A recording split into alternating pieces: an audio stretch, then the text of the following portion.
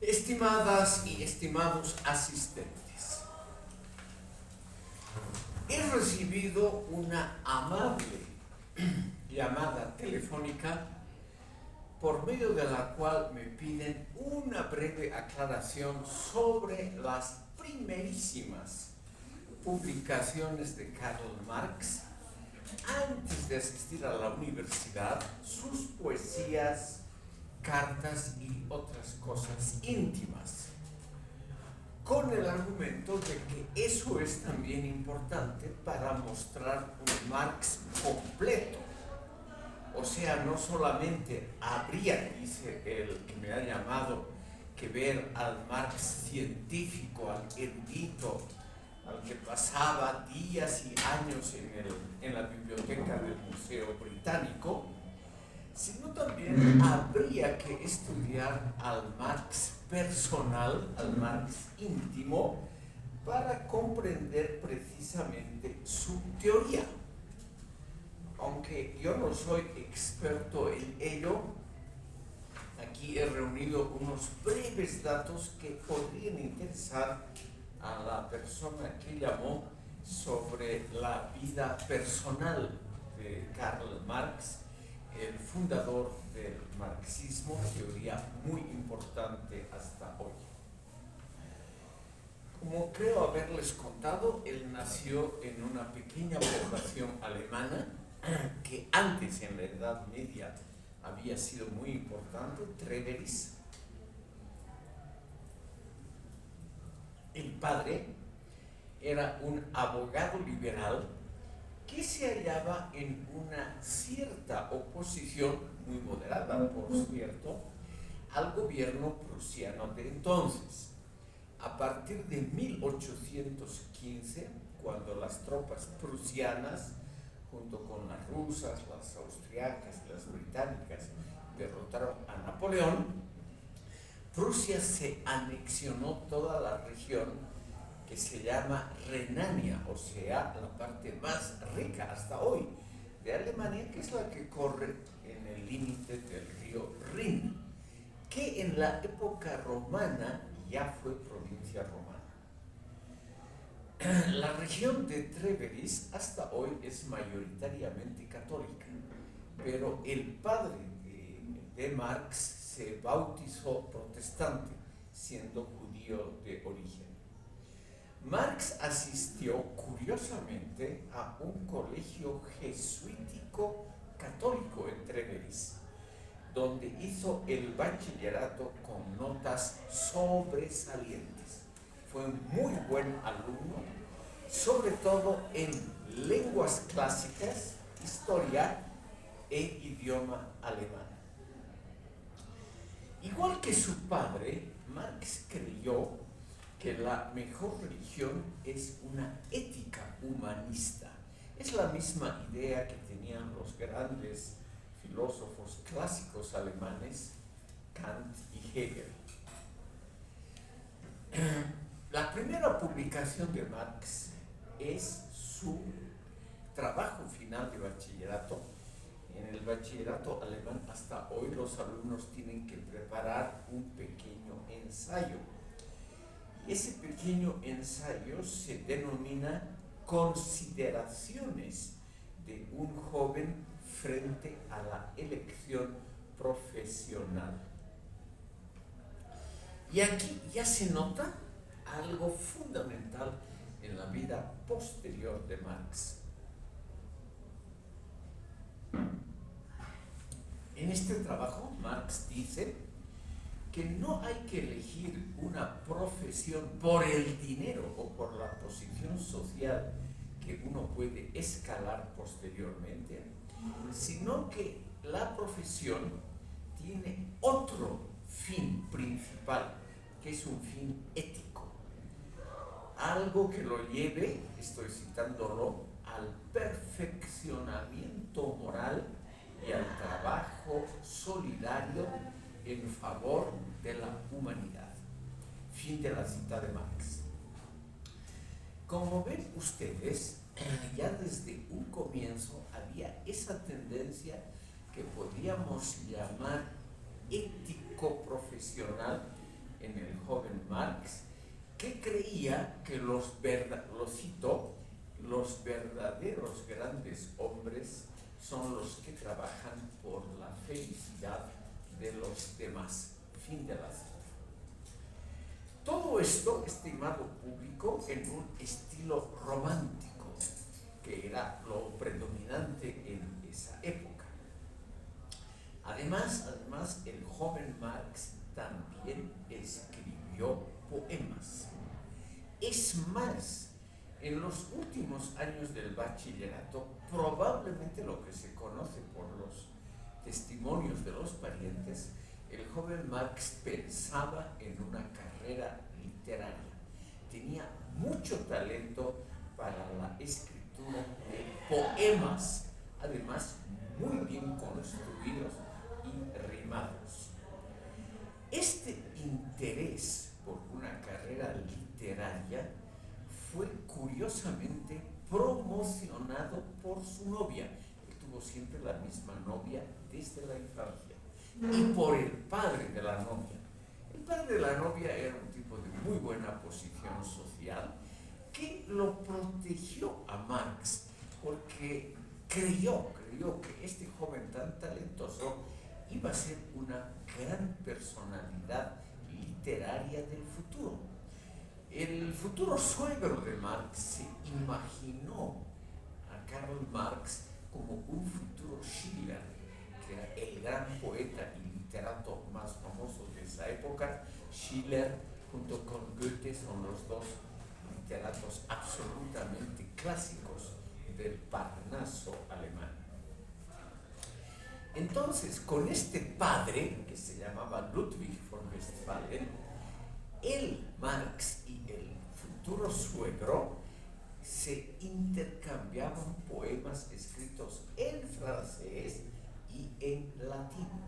Como ven ustedes, el joven Marx, antes de ser socialista, realmente era un típico representante de lo que podemos llamar una clase media que quería escalar posiciones sociales y culturales. Con su novia también intercambiaban poemas.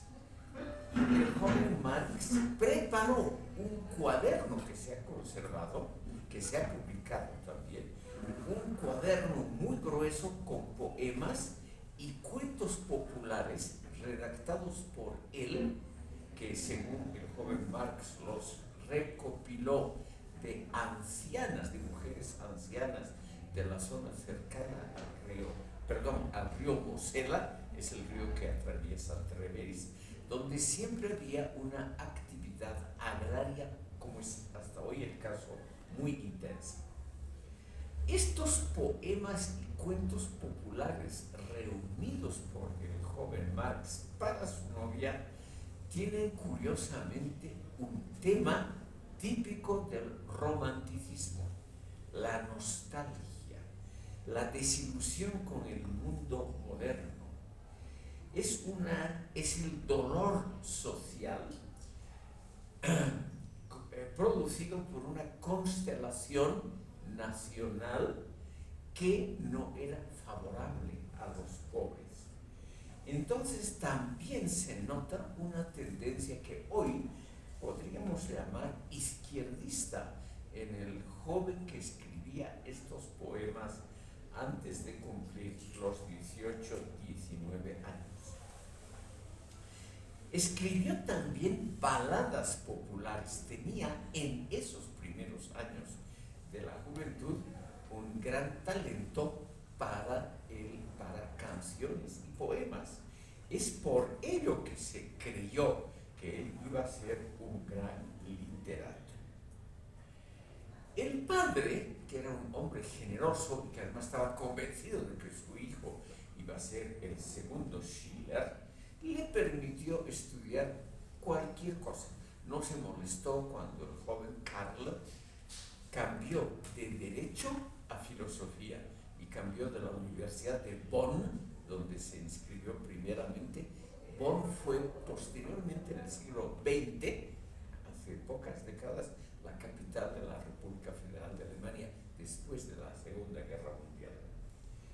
Él estudió en esa universidad de Bonn, que hasta hoy tiene muy buena fama en los campos literarios. Es una universidad clásica para esos temas. Y en una de las cartas, el padre le escribió esta frase: tú serás lo que yo hubiera querido llegar a ser y no pude. Por ello es que el padre le fomentó esas actividades que podríamos llamar literarias. Pero al mismo tiempo, el padre también le hizo algunas reconvenciones interesantes al hijo. Le dijo que era algo egoísta, que su amor por la ayuda a los pobres y a los necesitados era solo literaria y que debería hacer algo, por ejemplo, por sus hermanos. Era una familia de varios hermanos, por los cuales Karl Marx jamás se interesó en lo más mínimo. Les he mencionado que en noviembre de 1837 el joven Karl le dirigió una famosa carta, que esa sí ha sido publicada, al padre, donde le anuncia al padre que él se va a casar con Jenny von Westphalen, pese a las diferencias sociales, y también ya le menciona al padre un hecho sociológico muy interesante. El derecho prusiano de esa época representa solo los intereses de la gente adinerada y es un derecho que no respeta los derechos de los pobres. Entonces, él dice de la universidad, estando ya en Berlín, él dice: la universidad es una melodía suave, pero que se eleva de rocas duras y agrestes, la realidad. O sea, el derecho, la filosofía, lo que él estudiaba, tenía, según el muy joven Karl Marx, nada que ver con esa realidad rocosa y agreste que era la vida cotidiana. Lo que sí se sabe, lo que ya les he contado, que él participó de muy joven en el llamado Doctor Club, que ya lo hemos mencionado, donde él brilló entre los muchachos de su edad y allí conoció a mucha gente que seguramente lo influyó también, sobre todo en la elección de sus lecturas. Yo les he mandado, estimado público, un texto bellamente escrito, el texto de calidad literaria más alta de Marx. Y es la crítica a la filosofía del derecho de Hegel, con el subtítulo Introducción. Esta obra, que es la que vamos a tratar hoy brevemente, porque vamos a hacer un ejercicio típico de hermenéutica, esta obra, estimado público, es la mejor pieza literaria que ha producido conocido Marx. Realmente es un alemán muy elegante. Se nota claramente que cada frase ha sido trabajada cuidadosamente, y en esta obra Marx realmente anuncia ya algunos temas posteriores muy importantes. Lo principal, estimado público, aquí entramos ya a la interpretación de la filosofía, de la crítica de la filosofía del derecho de Hegel. Marx, desde un comienzo, apoyándose en Ludwig Feuerbach, a quien jamás cita, dice que la filosofía hegeliana es demasiado abstracta. Aquí él pone ya una frase que la repite muy bien formulada en las notas a Feuerbach, con lo que termina la ideología alemana. Les repito, para los que no conocen, la tesis número 11 de las famosas tesis sobre Feuerbach dice claramente: los filósofos hasta hoy han interpretado el mundo, pero lo que hay que hacer es modificarlo, es decir, revolucionarlo, porque es un mundo injusto. Y ese es el tema central de este hermoso texto que se llama Crítica a la filosofía del derecho de Hegel. No entra, estimado público, a criticar la obra de Hegel con ese título.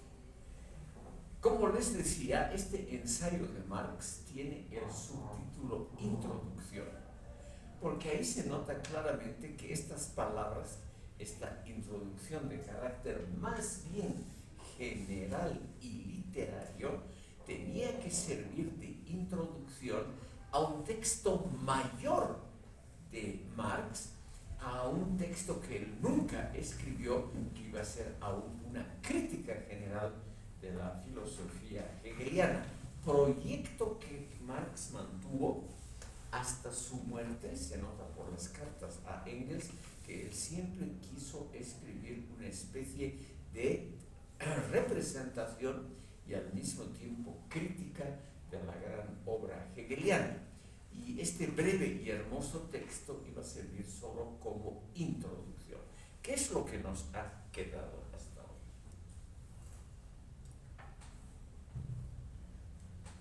El texto fue escrito en 1843 y publicado en el único número de la revista Los Anuarios Franco-Alemanes, que aparecieron ese año a fines de 1843, primeros días de 1844 en París.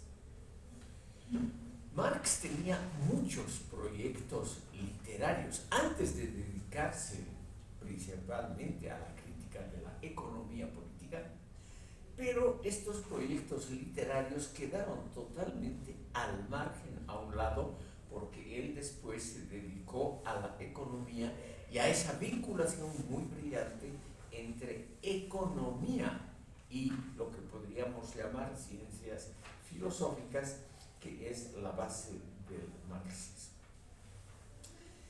La obra que les he mandado por WhatsApp es, en el fondo, y esta es mi interpretación, que puede estar equivocada, es solamente una relectura de la obra de Ludwig Feuerbach, que había aparecido muy poco antes, 2 años antes, La esencia del cristianismo.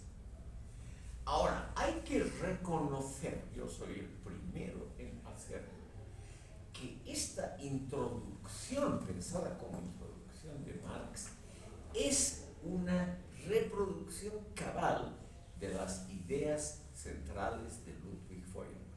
Eso es verdad, es una muy buena introducción a la esencia del cristianismo. La idea central es muy simple, para esa época totalmente revolucionaria, hoy en día es una verdad de perogrullo. El hombre crea a Dios, ese es el contenido central. es decir, la religión, todos los fenómenos asociados a la teología, etc., no son cosas que Dios nos ha enviado, a veces por medios indirectos, por medio de apóstoles, de representantes, de vicarios de la iglesia, sino que es la obra del hombre que se ha imaginado a sí mismo como un ente superior. Es decir, en una palabra, todo lo que el ser humano ha escrito como la esencia de Dios es lo que el ser humano quisiera llegar a ser: omnipotente, todopoderoso, eterno, sabio, etc. Eso es lo que el ser humano quisiera ser. Marx dice a la letra, y esta me parece una muy buena definición: la religión es la autoconciencia del hombre y el sentimiento de sí mismo, aunque esta autoconciencia no esté completa. La sociedad produce la religión como conciencia equivocada, porque es una sociedad equivocada, es decir, una sociedad que no está consciente todavía de su propio potencial intelectual, político, social, etc. Voy a parafrasear, es decir, es mi interpretación. Marx nos dice más o menos: la religión es la realización fantástica del ser humano, porque en la realidad cotidiana, en la vida dura de la vida social, no posee una realidad genuina, verdadera, acorde a la propia naturaleza humana. Esa realidad sin alienaciones, esa realidad plena del ser humano, todavía no ha llegado en ninguna parte. Y por lo tanto no le queda más remedio al ser humano que imaginarse un mundo mejor y darle el nombre de la esfera religiosa. Entonces es el ámbito de la religión, las descripciones del paraíso,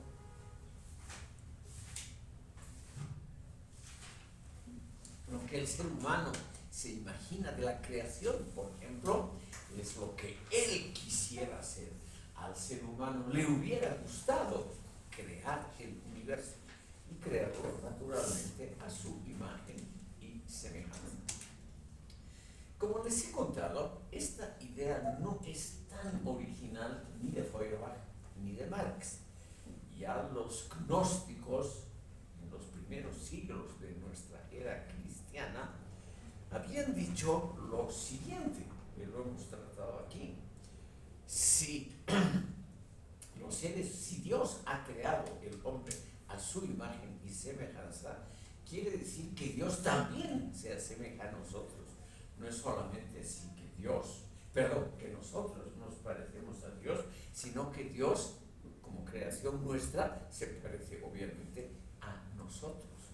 Entonces, Dios también tiene sentimientos. Dios también puede tener odios. ¿Cómo tiene? Hago aquí un breve paréntesis político actual. ¿Cómo tienen, por ejemplo, los judíos esa imagen de Dios? Si ustedes por equivocación alguna vez leen la Biblia y cómo los judíos conquistaron la tierra prometida en el año 1400 a.C., la primera conquista que los judíos hacen es la ciudad de Jericó, que hoy está en Palestina. Y al conquistar Jericó, los judíos triunfantes pasan a cuchillo a toda la población cananita, los cananeos de origen, que eran los verdaderos, si es que hay esto, históricamente, los verdaderos dueños de la región. Pasan a cuchillo a hombres, mujeres, niños, ancianos, etcétera, etcétera. Y lo más grave, como dice el Antiguo Testamento, Dios ve con esa obra de los judíos. Dios, el Dios de los hebreos, Jehová, es un Dios vengativo, cruel. O sea, es una construcción de Dios. Los judíos en esa época eran así, seguramente son todavía así. Es decir, gente que no siente compasión con sus víctimas.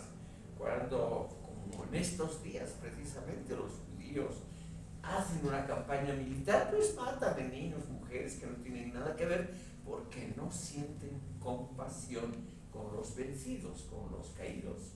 Y eso ellos le atribuyen como esencia a su Dios, a ese Dios vengativo, a ese Dios todopoderoso, pero también vengativo, en una palabra, humano. Entonces Marx obviamente tiene razón al decir que Dios es pura y exclusivamente una creación humana y sobre todo es la proyección de nuestros temores y de nuestros anhelos simultáneamente. Marx dice al pie de la letra: la miseria religiosa es la expresión de la miseria real.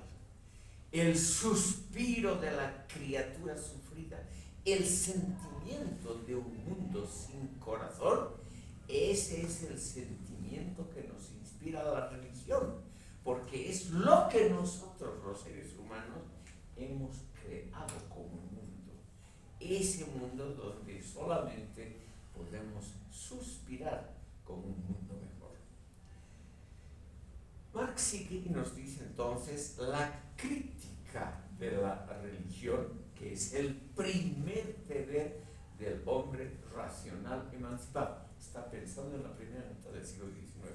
Hoy ya no hay ese deber a la religión.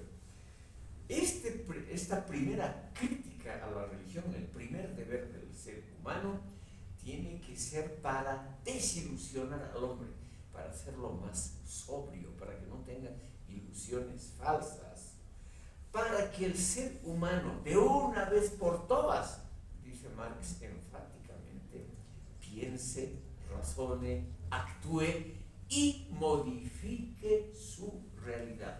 No solo la comprenda, no solo la reproduzca intelectualmente en su cerebro, sino que la modifique, que es lo que Marx critica en Feuerbach. Como les he contado, Ludwig Feuerbach, que tenía la suerte de tener una familia rica, él predicó cosas muy revolucionarias y estuvo muy cerca y fomentó al Partido Social Democrático Alemán, que en esa época era el partido más de izquierda, pero él mismo nunca se manchó las manos y nunca tuvo que trabajar por suerte. Entonces, ¿qué nos dice Marx? El hombre desilusionado, el hombre que se ha desilusionado de la religión, de las promesas de todos los credos religiosos, ese hombre es el que puede llegar a la auténtica razón. Cito: la crítica del cielo se transforma en la crítica de la tierra. La crítica de la religión es ahora la crítica del derecho y de la política. Bueno, como ven ustedes, estimado público, todo esto dicho en un lenguaje muy elegante, es literariamente la mejor obra de Karl Marx. Creo yo que es una muestra de lo que Louis Althusser no le gustaba, ese humanismo de Marx, porque él nos da a entender que la sociedad emancipada es la sociedad racional, razonable. Aquí todavía él no habla de la expropiación de la propiedad privada, de la construcción de un orden socialista. Él habla solo de la construcción de un orden racional emancipado, sin dar muchos detalles. Como interpretación, yo me atrevería a decir que estas ideas de Marx de construir un mundo mejor, un mundo racional, un mundo que ya no dependa de la religión, etc., eran ideas muy difundidas en su época. Marx no era el único todos los llamados socialistas utópicos, Proudhon, Fourier, Cabet, todos esos que Marx odiaba, todos ellos tenían ideas muy similares, y también los ilustrados de generaciones anteriores, del siglo XVIII, Voltaire, Rousseau, Chamfort, todos ellos tenían ideas muy similares, un orden emancipado basado en la razón, en la meritocracia como forma de gobierno, etcétera, etcétera. Solamente que Marx todavía no ha llegado a la crítica de la economía política, que es lo que hace en los próximos años. Entonces, Marx nos dice, el arma de la crítica intelectual no debe reemplazar la crítica de las armas. A Marx le gustaban mucho esas expresiones que parecen muy curiosas, que llaman la atención por el juego de palabras. Eso le gustó mucho hasta el final de su vida. La teoría, nos dice Marx, se apodera de los hombres si se la muestra como una cosa práctica, como una parte de la realidad sociopolítica. Si se convierte la crítica en un arma radical y si uno mismo se convierte en radical. Y ahí viene la famosa definición de Marx que dice: radical es ir a las raíces del problema. Porque en alemán también juega con el significado de la raíz de la palabra radical, que tiene que ver obviamente con raíz. O sea, ser radical es simplemente ir a la raíz del problema. Y dice, la revolución que conocen los alemanes es solamente la revolución de la reforma protestante, la reforma luterana. Y ahí Marx, y en otras obras de la juventud, como en la ideología alemana, él critica, estimado público, también a Lutero. Él reconoce la calidad, la importancia de la reforma luterana. Aquí, entre paréntesis, para interpretar esto de forma más adecuada, debo mencionar a ustedes que para Hegel, el maestro ideal de Marx, nunca se conocieron en vida, el maestro ideal de Marx, para Hegel, Lutero había sido la persona más importante de la historia universal, porque Lutero había acabado con la autoridad de la institución religiosa, con la institución del papado y de la Iglesia Católica. Entonces, aquí viene un juego de palabras que en alemán es muy brillante, que está hacia el final del texto que estamos leyendo hoy. Y nos dice, traducido literalmente, Lutero abolió la esclavitud de la devoción, o sea, las formas exteriores, los rituales, las instituciones, porque instituyó la esclavitud de la convicción interna. Está esto muy bien escrito en forma mucho más breve en la versión alemana. Lutero eliminó la fe en la autoridad porque él restauró la autoridad de las creencias. Hegel convirtió a los sacerdotes en laicos porque él transformó a todos los legos, o sea, todos los normales, en sacerdotes. Así critica Marx brillantemente, con estos juegos de palabras, que han sido para él los modestos resultados de la revolución luterana, tan celebrados por Hegel, también en parte por Kant, en realidad por toda la gente esclarecida de la época, que estaban encantados de que Lutero haya dicho que cada uno es su propio sacerdote y que cada uno puede interpretar las Sagradas Escrituras a su gusto. Don Jorge. Doctor, solo una pregunta. ¿Puede por favor volver a mencionar la segunda parte sobre el juego de palabras que hace Marx sobre Hegel?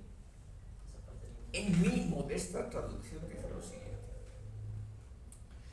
Lutero abolió la esclavitud de la devoción porque instituyó la esclavitud de la convicción interna. Lutero eliminó la fe en la autoridad porque Lutero restauró la autoridad de las creencias. Lutero convirtió los sacerdotes en laicos porque Lutero transformó a todos los legos en sacerdotes. Todos los Legos, o sea, todos nosotros, ¿no? En sacerdotes. ¿Qué es lo que dijo Lutero? Cada uno es sacerdote de sí mismo, por lo tanto, cada ser humano puede leer e interpretar a su gusto las Sagradas Escrituras, los Evangelios, y no necesita la intermediación, la tuición, la autoridad de la Iglesia para comprender los Evangelios. Esto nos puede sonar una cosa muy rara y muy desfasada, estimado público, de nuestros intereses y de nuestras vivencias actuales en el siglo XXI, pero hay que considerar que esto fue escrito en la primera mitad del siglo XIX, cuando la autoridad de las iglesias en general era todavía extraordinariamente fuerte. Todavía las iglesias y la religión durante el siglo XIX era de lejos el fenómeno cultural más importante en todas las culturas de la humanidad, sin excepción alguna. Entonces, Marx, yo creo que en ese punto tiene razón. La crítica de la religión es el primer deber, la primera obligación del ser humano racional y crítico. El primer deber, la primera obligación. Porque realmente todavía la religión, podríamos decir, influía poderosamente, decisivamente, sobre las almas de la inmensa mayoría de los ciudadanos. Como les he contado, en 1815 la Prusia victoriosa se anexó, en primer lugar se triplicó su territorio, se anexó una enorme cantidad de territorios alemanes que nunca habían sido de Prusia, toda la región de Renania, los antiguos principados eclesiásticos, Maguncia, Colonia y Treveris, pasaron a ser propiedad parte de la corona prusiana, obviamente sin preguntarle a la población involucrada si quería ser parte de Prusia o no. Todos se convirtieron por la fuerza en prusianos. Mucha gente, empezando por el padre de Marx, el abogado, que él mismo siendo judío se convirtió en cristiano, pero él eligió la religión protestante porque le pareció, como a liberal, que el protestantismo era mucho más avanzado que el catolicismo, y eso que el catolicismo era la religión preponderante en Treveris. Pero él eligió muy bien, creo que fue una decisión razonable en su momento, porque el luteranismo era un poquito más avanzado que la fe católica, fe sometida todavía en esa época a muy curiosas reglamentaciones que venían todas de arriba.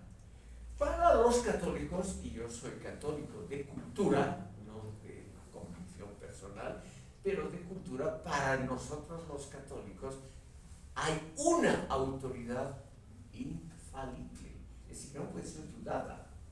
Es como en el mundo islámico, donde el Corán no puede ser puesto en duda. Para nosotros, la palabra de Jesucristo, una de las últimas, que dijo todo lo que le dijo a Pedro, tú, a Simón, ese apóstol se llamaba Simón, tú eres Pedro y sobre esta piedra construiré mi iglesia. Le cambió el nombre y lo convirtió a él en piedra, es decir, en fundamento de la nueva iglesia. Y le dijo, después de decirle eso, le dijo, todo lo que ates en la tierra será atado en el cielo y viceversa. Entonces, para los cristianos, sobre todo ortodoxos y católicos, esa es el máximo fundamento del orden social, la autoridad religiosa. Y los católicos siempre han creído en estas cuestiones. El Papa, que es el sucesor apostólico, quiere decir inmediato, sin que haya nunca una interrupción, nunca, el Papa tiene naturalmente esa labor de la infalibilidad. No puede equivocarse cuando dice cosas dogmáticas. Para nosotros los católicos, el Papa no puede equivocarse nunca. No en la parte personal, esto no toca la vida personal de los papas, pero en la parte espiritual, él es simplemente infalible. Eso es lo que rompió Lutero. Y claro, para la gente, estimado público del siglo XVI, cuando ocurrió la Reforma Protestante en 1517, ese fue, sin duda alguna, un enorme progreso. Lo que le ha faltado siempre al Islam es un reformador como Lutero. Eso es lo que le ha faltado. Nunca hasta hoy ha habido un reformador exitoso en el mundo islámico. En cambio, aquí tenemos a alguien como Lutero que, sin dejar de ser cristiano, echa por la borda todas las instituciones que no están contenidas en los evangelios. En los evangelios no se habla nada de obispos, papas, diócesis, arquidiócesis, no hay una sola sílaba sobre ese tema. Es una vuelta al cristianismo original, al puro, al verdadero. Y vamos a ver, estimado público, que esta idea de volver a las fuentes originales, sin las horribles construcciones posteriores de instituciones interesadas, es precisamente lo que han predicado los primeros reformadores del marxismo, que los vamos a ver en esta sesión, Lukács y Korsch. Ellos son los que han pedido una vuelta al marxismo original, sin todos los aditamentos que el marxismo institucional, el protegido por una potencia, por la Unión Soviética, desde un primer momento construyó alrededor y sobre el marxismo original. Entonces, lo que ellos pidieron es algo muy, muy similar, y lo que pasa en todos los movimientos de reforma, porque la reforma, como la revolución, lo que está en el contenido original del término, es una vuelta al origen. Si ustedes piensan un poco en cuestiones técnicas, por ejemplo, se dice que una hélice de un avión tiene tantas revoluciones por minuto. ¿Qué significa técnicamente el sentido original de revolución? Dar un giro y volver al lugar de origen. Entonces, una revolución muchas veces es simplemente una vuelta a lo que era antes de que el ser humano y sus muchas instituciones construyan aparatos institucionales, políticos y también intelectuales que deforman y complican la doctrina original. Entonces tenemos que grandes construcciones intelectuales de los humanos, el cristianismo, el marxismo y muchas otras, siempre han tenido en su seno interno el intento de una revolución, de volver al origen puro, prístino, el que todavía no está contaminado por las creaciones posteriores de los seres humanos. Esa vuelta al origen, o sea, una revolución, esa vuelta al origen nunca tiene éxito. Eso ya les digo adelantadamente, nunca. Porque el ser humano simplemente crea muchas cosas y no se puede volver al origen.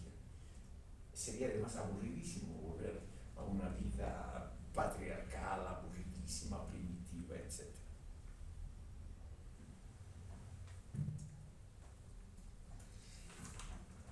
Sigo leyendo a Marx, estimado público.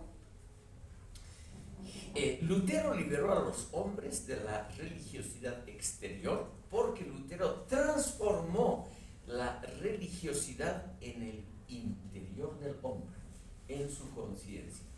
Lutero liberó el cuerpo de las cadenas porque él puso las cadenas en el corazón de los hombres. Esos juegos de palabras, estimado público, que en alemán suenan extraordinariamente bien, realmente Marx tenía un espíritu poético, literario muy avanzado. Con esto termina el texto que nos ocupa hoy.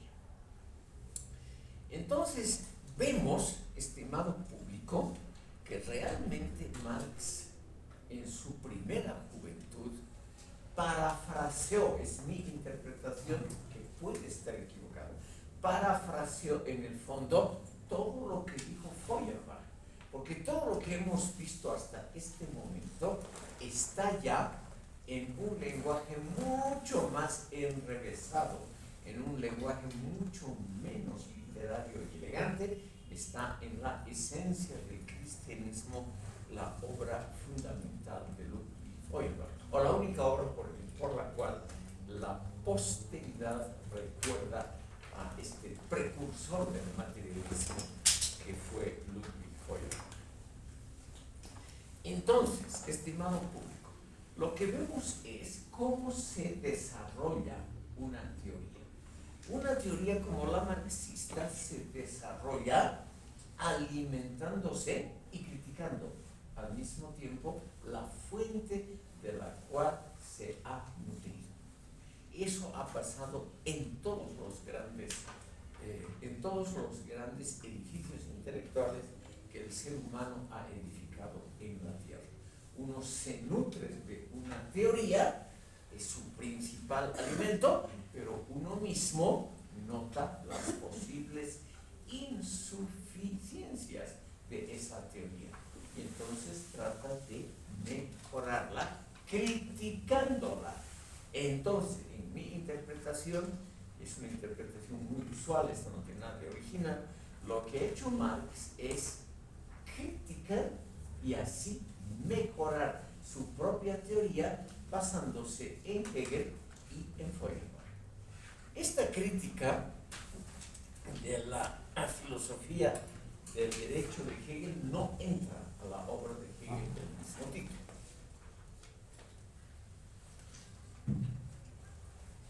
Como este es un curso, estimado público, estrictamente dedicado a la interpretación y no es una recapitulación, de lo que es el marxismo o qué dijo Marx, etc. Eso lo pueden ver ustedes facilísimamente en enciclopedias, en Wikipedia, en Internet, en millones de fuentes. Lo que hacemos aquí en este curso es solamente interpretaciones generalmente sobre otras interpretaciones. Y por ello, justamente, quiero mostrarles por qué estos primeros escritos de Marx fueron importantes para las renovaciones del marxismo en el siglo XX. En esta sesión quiero mostrar a ustedes lo que tal vez, ahí me puedo equivocar muy fácilmente, aquí no es bien conocido. Como aquí hay una tendencia, o había por lo menos una tendencia heredera, absolutamente fiel a la tradición escolástica y medieval, que aquí la han practicado sobre todo los izquierdistas con una pasión notable.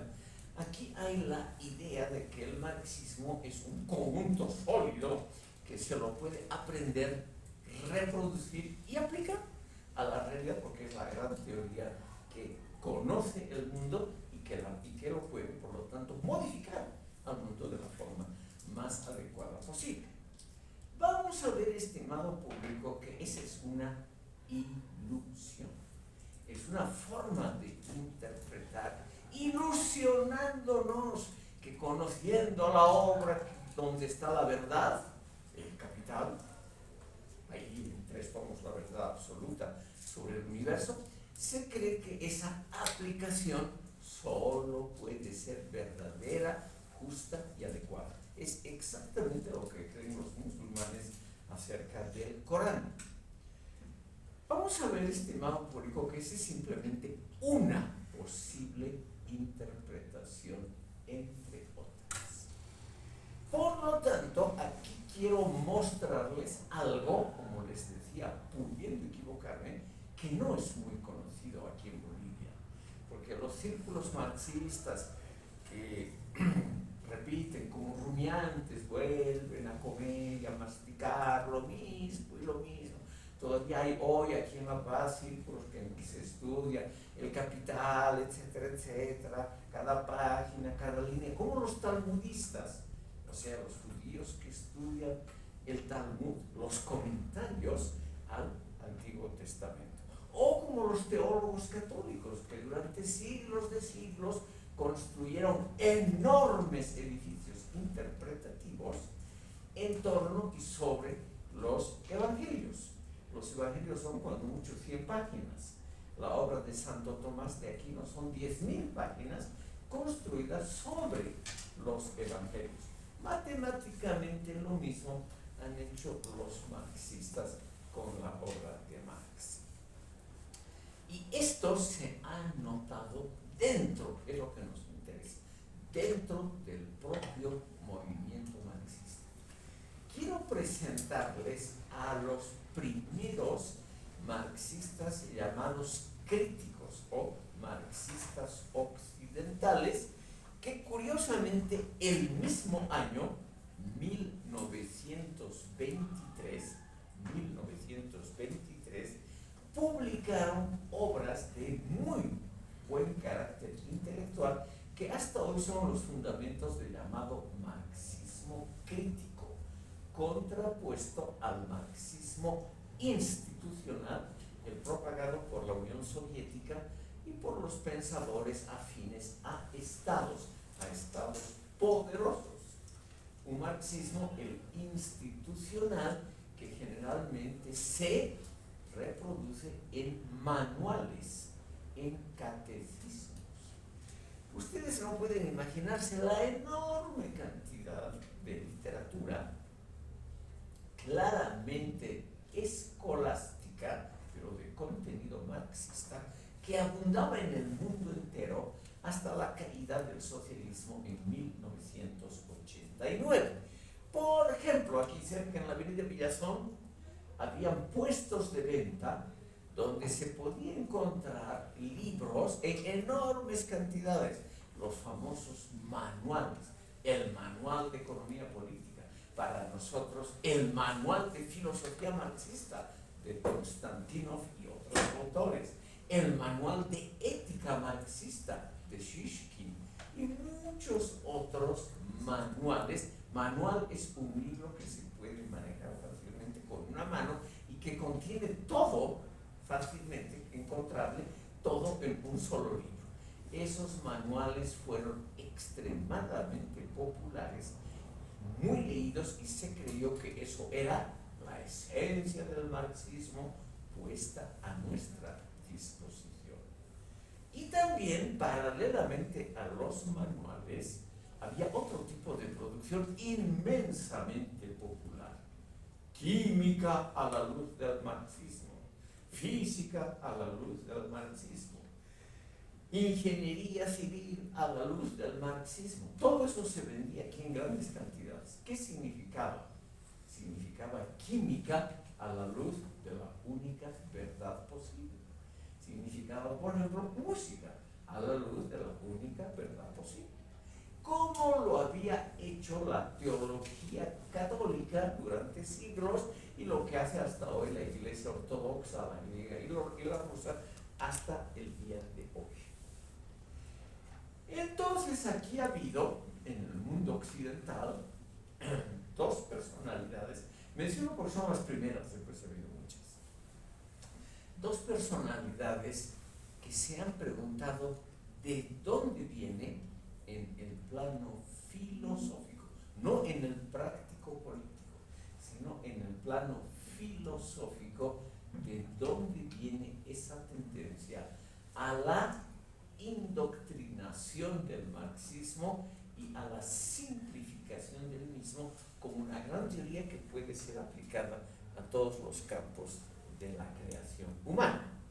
Y aquí viene algo que posiblemente, puedo equivocarme fácilmente, sea algo un poquito desconocido en esta carrera. Estos dos autores, Georg Lukács y Karl Korsch, ambos han sostenido una idea que luego ha sido reproducida por muchísimos autores del marxismo crítico. Desde el mismo comienzo de la historia del marxismo se puede detectar una diferencia entre Marx y su amigo Friedrich Engels. Engels, el amigo, él sería el verdadero inventor del marxismo como teoría omnisciente, es decir, como doctrina siempre válida, como sistema general de pensamiento. Según ellos, el pensamiento marxista sería el pensamiento de Marx sería una aproximación siempre crítica a problemas sociohistóricos. Y en cambio lo que ha hecho Engels sería el haber convertido el marxismo en un sistema dogmático universal, válido para todo el conocimiento humano, el de ciencias naturales, etcétera, etcétera. Entonces, estimado público, aquí tenemos un primer fenómeno que lo que tenemos que interpretarlo filosóficamente. Los marxistas institucionales y la gente normalita, la que no estudia filosofía, cree que Marx y Engels siempre han formado una unidad, que los dos pensaban igual. Y aquí estos señores se han dedicado su vida a demostrar que no había tal unidad, que había más bien una diferencia filosófico-metodológica de origen, y que el gran problema del marxismo como teoría que se pretende siempre válida, universal, siempre correcta, que esa es una creación de Engels que no correspondía al pensamiento original de Marx. Por lo tanto, como problema filosófico, al que vamos a dedicar solo un minuto, tenemos la relación entre Marx y Engels, que no fue la relación de total unanimidad como nos hacen creer los marxistas institucionales. Obviamente este punto, la diferencia entre Marx y Engels, es algo que en la Unión Soviética, en los países llamados de las democracias populares de Europa Oriental, en la actual Cuba, en la China bajo el maoísmo, en Etiopía bajo el régimen comunista, obviamente es algo que jamás se enseña, menos todavía públicamente en una universidad. Pero nosotros tenemos que dedicarle un minutito a la diferencia entre los dos amigos. Primero hay que pensar, estimado público, que en vida nunca ha habido esa diferencia.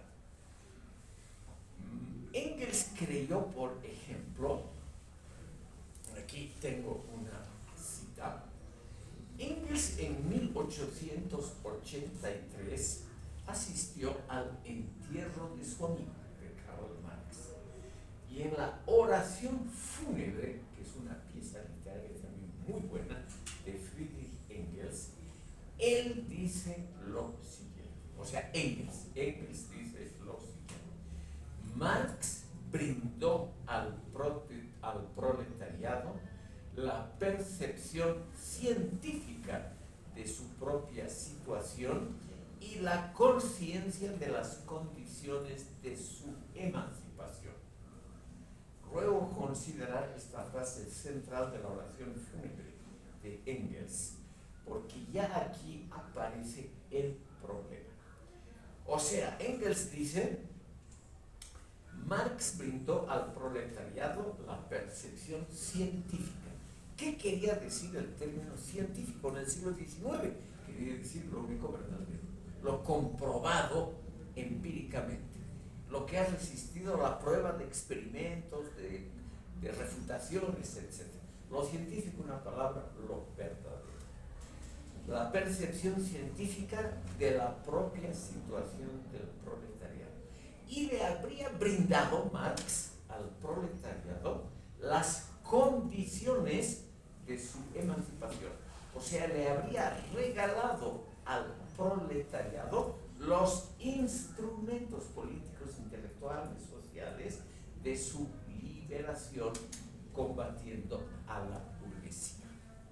Entonces tenemos aquí, según Engels, que Marx habría dicho la verdad definitiva sobre las condiciones del proletariado y le había proveído a del mecanismo político para su emancipación.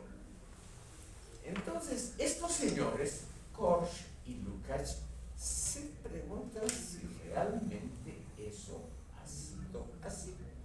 Y ellos se preguntan porque muy pronto ellos publicaron sus obras maestras. Ellos nunca se conocieron personalmente. Ellos publicaron su obra maestra respectiva el mismo año, todavía en vida de Vladimir Ilich Lenin, en 1923.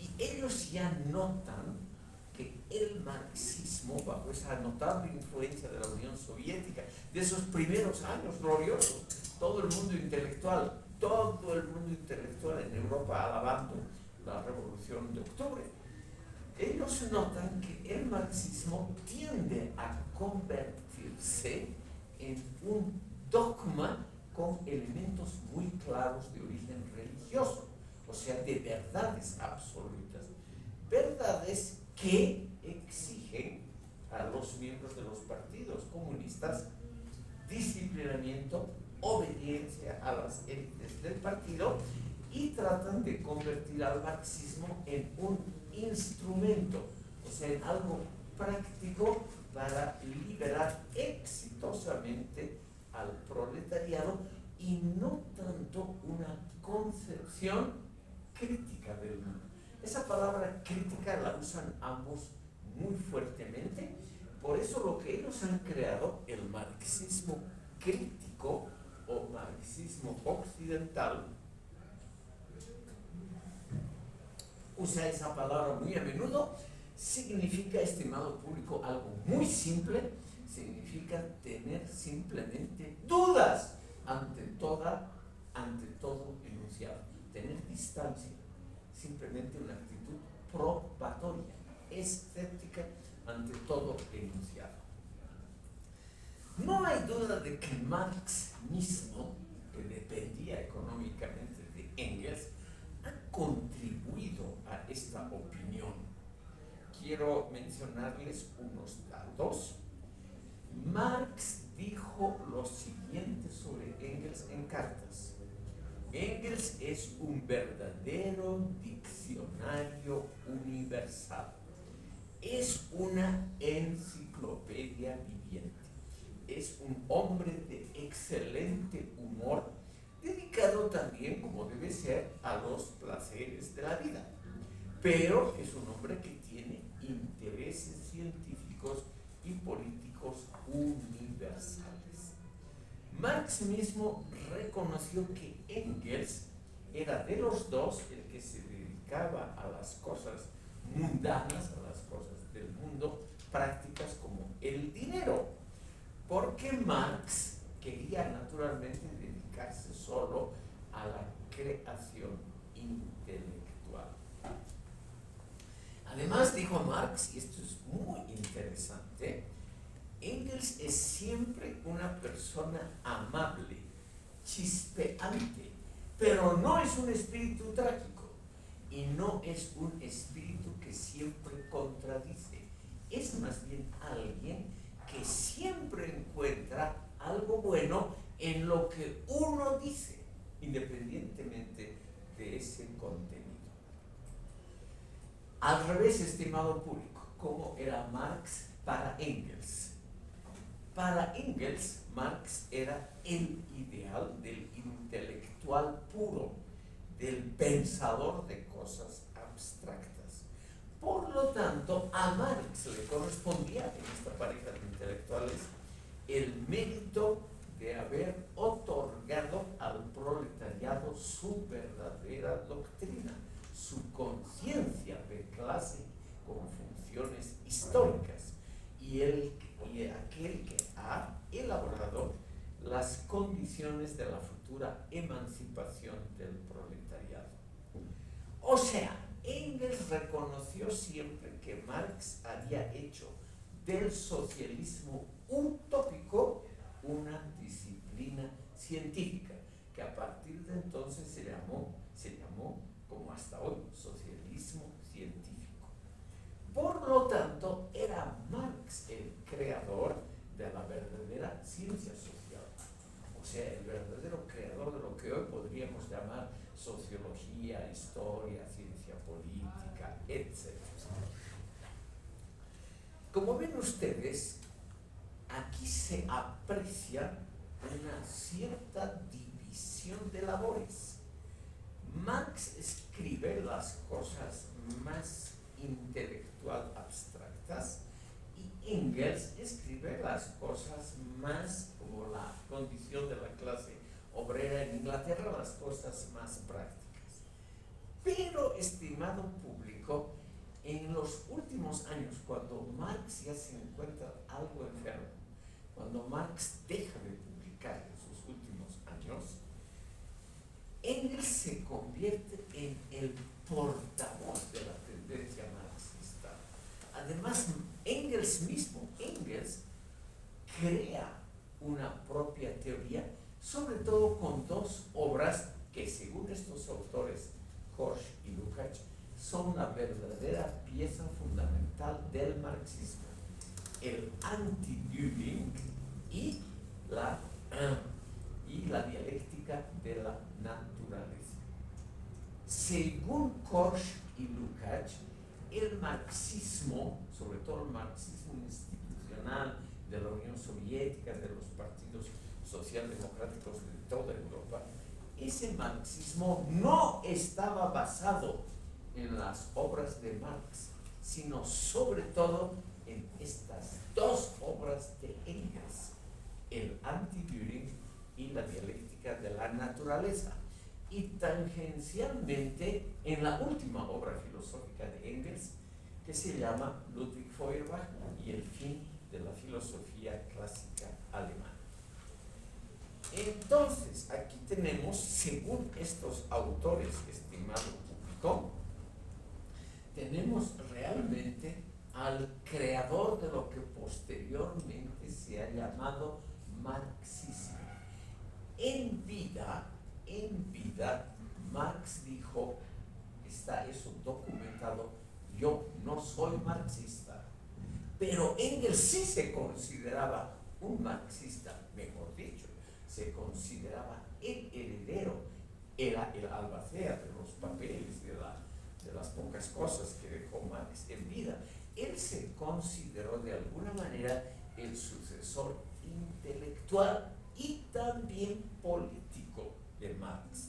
Y él es, según estos autores, el creador de lo que posteriormente conocemos como marxismo. En las palabras de Korsch, una teoría siempre crítica se convirtió en una teoría afirmativa, positiva, doctrinaria. En lugar de ser simplemente una aproximación crítica, se convirtió en una doctrina fija, ya con principios establecidos e inmutables para siempre. Entonces, como ven ustedes, son estas ideas inaceptables para la ortodoxia soviética. La ortodoxia soviética, todavía en vida de Lenin, criticó severamente y condenó, prohibió en la Unión Soviética la traducción y la circulación de las obras de Lukács y Korsch. Por lo tanto, estimado público, permítanme ustedes, para comprender esta situación, unas palabras biográficas sobre estos dos autores. Me imagino que aquí no se ha conocido mucho sobre la vida de ellos. porque son realmente dos figuras emblemáticas de lo que se llama el marxismo occidental o marxismo crítico. Empezaremos con el más importante de los dos, que es Georg Lukács. Lukács era hijo del hombre más rico de Hungría. Él era húngaro.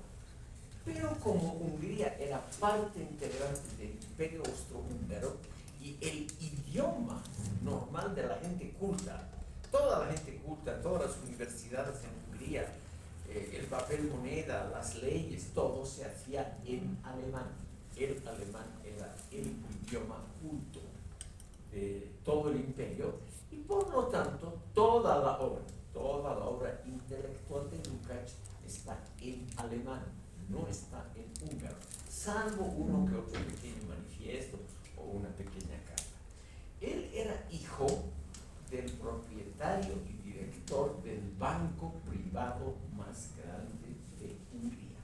O sea, el joven Lukács es un joven que nunca tuvo el más remoto problema financiero y tampoco nunca trabajó en su vida. Lukács fue alumno de Max Weber. Durante muchos años, Lukács participó en ese famoso círculo semanal que tenía Max Weber en Heidelberg.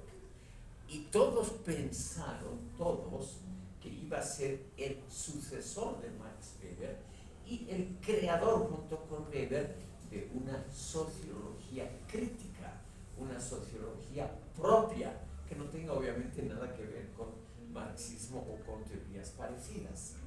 Y Lukács empezó una muy brillante carrera literaria, publicando obras sobre, por ejemplo, el origen de la novela, cosas así que lo han convertido en un hombre muy famoso. Él es el creador de algo que se llama la estética marxista.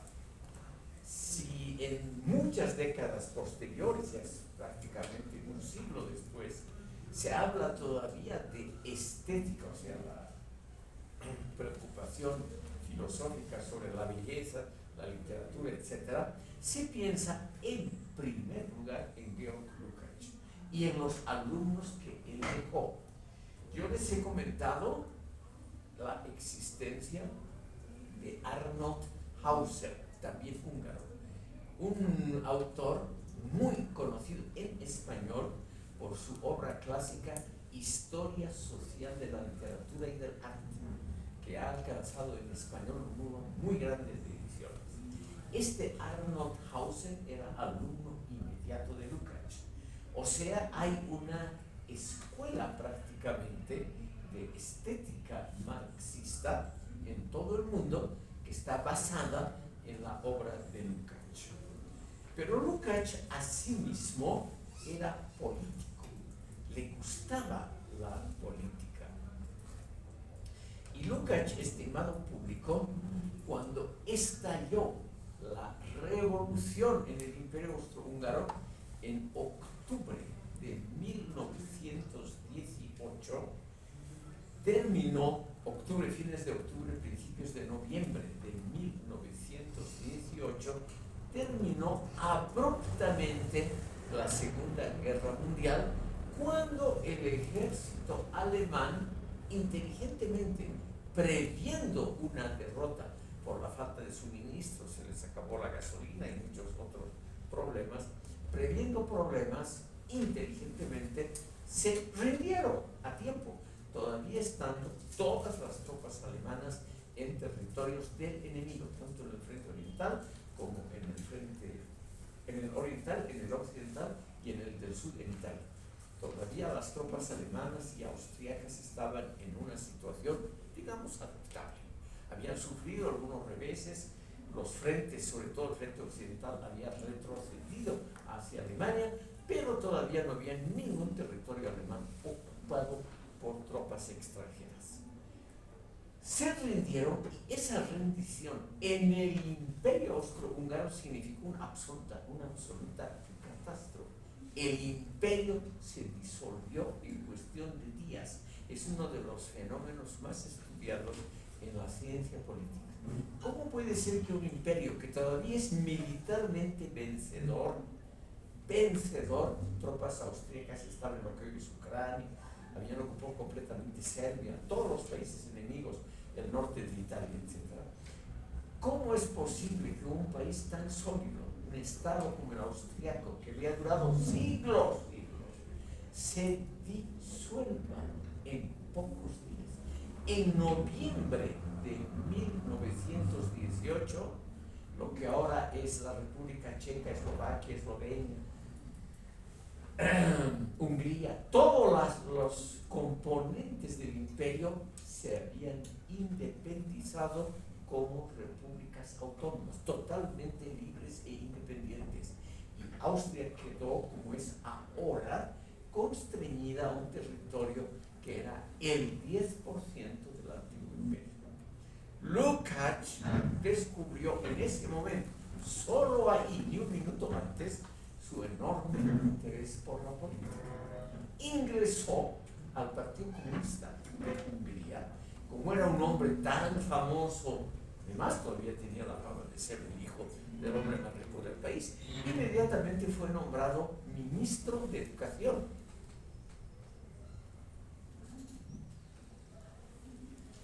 Con el nombre, obviamente, de los primeros tiempos del glorioso comunismo, comisario del pueblo para educación popular.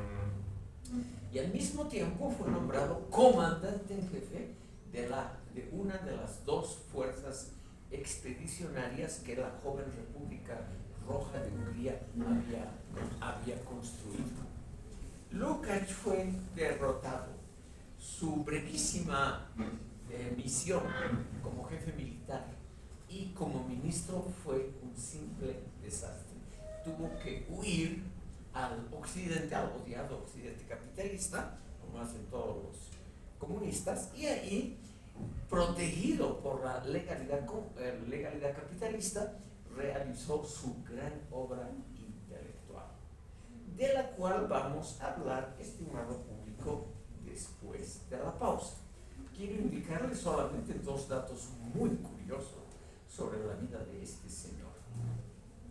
Él publica en 1923 la obra cumbre de lo que podríamos llamar el marxismo crítico, que se llama Historia y Conciencia de Clase. Esta obra fue prohibida en la Unión Soviética y posteriormente en todos los países socialistas. Y Lukács volvió al partido, después de que lo criticaron, volvió mansamente al redil y se distanció de su obra más correcta. En 1928-29, una fracción del Partido Comunista Húngaro quiso establecer una unión de todas las fuerzas de centro-izquierda. Y ahí Lukács fue el principal impulsor de ese espíritu de conciliación con socialdemócratas, etc. De Moscú vino la perentoria orden: fuera con ese experimento. Lukács otra vez volvió al redil, se arrepintió de lo que dijo públicamente, condenó su propia obra y volvió al Partido Comunista. En 1956, tal vez algunos de ustedes se han enterado, en 1956 hubo una revolución popular en Hungría. Hungría se había convertido por la fuerza de las armas, fue ocupada por las fuerzas soviéticas, en una democracia popular comunista. En 1956 hubo una rebelión popular que durante pocas semanas construyó una sociedad democrática no comunista. Lukács fue otra vez ministro de Educación. Duró poco, las tropas soviéticas invadieron Hungría. En noviembre de 1956, Lukács fue detenido, casi lo fusilaron, pero él otra vez se retractó de su obra, otra vez condenó a su obra y volvió al redil. Es decir, él se distanciaba, se volvía un tipo crítico, tenía una actitud autónoma frente al partido, pero al ver que el partido triunfaba, él volvía siempre mansamente al partido, distanciándose de todas sus obras. En vida, Lukács nunca permitió la republicación de todas sus obras, no tuviese la más mínima crítica al gobierno soviético, al Partido Comunista de la Unión Soviética, etcétera, etcétera. Una sola palabra, estimado público, y aquí terminamos la parte biográfica sobre Karl Korsch. La vida de este señor es completamente diferente. Él venía de un origen muy modesto, fue miembro del Partido Comunista Alemán, fue diputado en el Parlamento alemán a partir de 1919 en la República de Weimar, publicó su obra cumbre, Marxismo y Filosofía, en 1923, que la vamos a ver después de la pausa. Cuando la Unión Soviética prohibió ese libro, él no hizo lo de Lukács, él simplemente renunció al partido, se exilió y como hombre depresivo, nunca más publicó nada importante. Para que vean ustedes a lo que lleva el hecho de separarse de esa matriz, o dicho en palabras más claras, ese vientre materno que es el Partido Comunista. Para mucha gente, el separarse de ese vientre materno es un trauma que no lo pueden superar. Entonces, él se sumió en el silencio completo. No fue como Lukács, que siempre volvía al partido, y siempre el partido obviamente lo recibía encantado, sino que Korsch vivió todo el resto de su modesta vida en exilio, y por las dudas nunca más produjo algo interesante. Pero vamos a ver su obra y la de Lukács inmediatamente después de un breve descanso pedagógico.